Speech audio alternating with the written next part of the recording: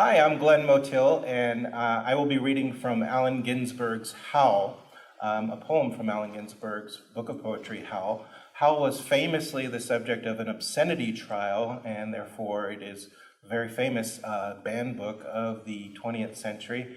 And apparently the obscenity trial got started when a bookstore owner was arrested when an undercover police officer attempted to sell the book to him and to the police officer, and then subsequently Lawrence Ferlinghetti, who published the book at City Lights, was also charged with publishing the book.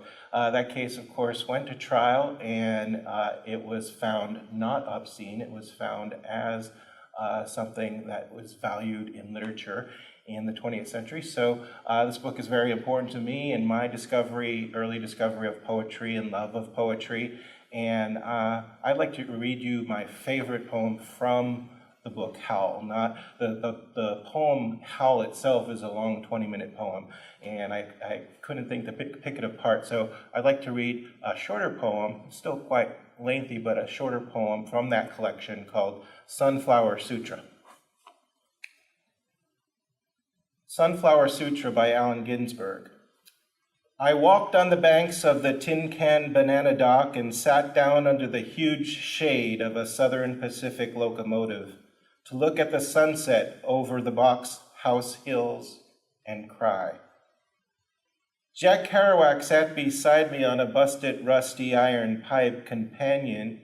We thought the same thoughts of the soul, bleak and blue and sad-eyed, surrounded by the gnarled steel roots of trees of machinery.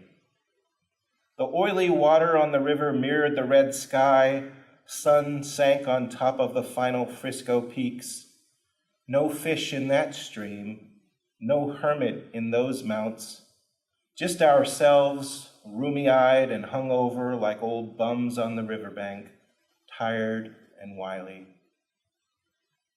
Look at that sunflower, he said. There was a dead gray shadow against the sky, big as a man, sitting dry on top of a pile of ancient sawdust. I rushed up and chanted it was my first sunflower, memories of Blake, my visions, Harlem and hells of the eastern rivers, bridges clanking, Joe's greasy sandwiches, dead baby carriages, black treadless tires forgotten and untreaded. The poem of the riverbank, condoms in pots, steel knives, nothing stainless. Only the dank muck and the razor-sharp artifacts passing into the past.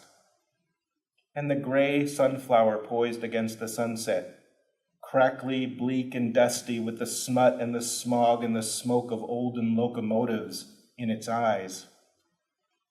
Corolla of bleary spikes pushed down and broken like a battered crown, seeds fallen out of its face, soon to be toothless mouth of sunny air, sun rays obliterated on its hairy head like a dried wire spiderweb. Leaves stuck out like arms out of the stem, gestures from the sawdust root, broke pieces of plaster fallen out of the black twigs, a dead fly in its ear. Unholy, battered old thing you were, my sunflower, oh my soul, I loved you then. The grime was no man's grime, but death and human locomotives.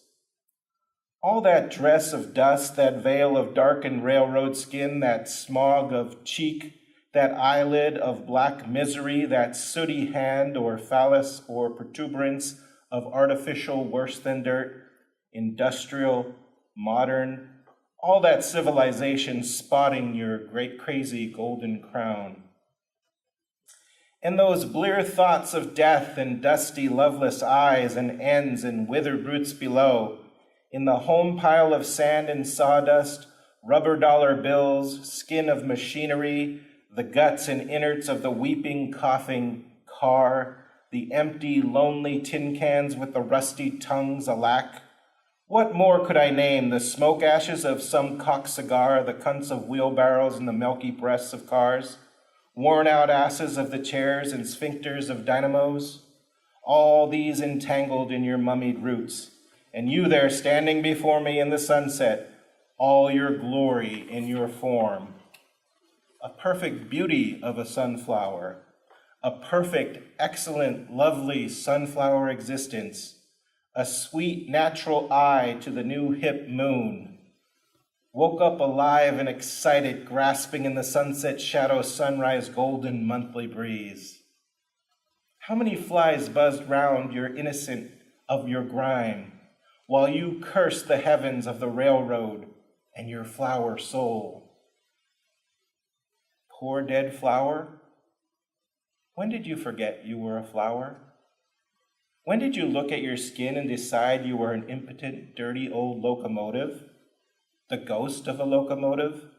The specter and shade of a once powerful, mad American locomotive?